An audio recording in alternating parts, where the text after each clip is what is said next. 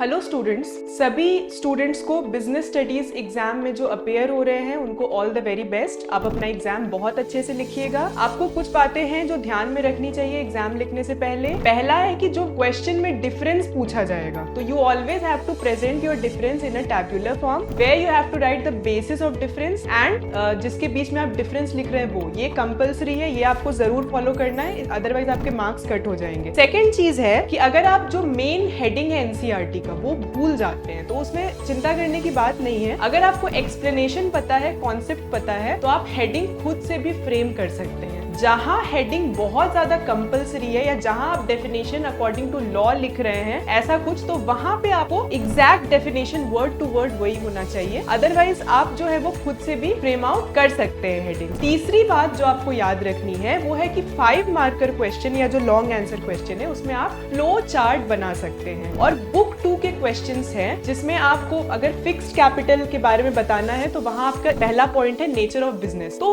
आपको कहीं कहीं पे सब हेडिंग की भी जरूरत पड़ सकती है, तो वो सब हेडिंग भी आपको मेंशन करना है। मतलब हेडिंग के अंदर भी आपको सब हेडिंग और पॉइंटर्स मेंशन करने हैं एग्जाम में, उससे आपका आंसर नीट दिखेगा और क्लैरिटी ज्यादा लगेगी। ये चीज आपको बुक 2 के आंसर्स लिखने में, जो आपका फाइनेंशियल मार्केट जो टॉपिक है उसमें या फिर फाइनेंशियल मैनेजमेंट, उसमें आपको ये बातें जो है वो ध्यान में रखनी चाहिए। बाकी आपने सब कुछ पढ़ा हुआ है, बिल्कुल भी आप टेंशन मत लीजिए, सारी चीजें को आप एक बार बस गो थ्रू कर लीजिए और आपका एग्जाम कल बहुत अच्छा जाएगा। All the very best to all the students who are appearing for business studies exam.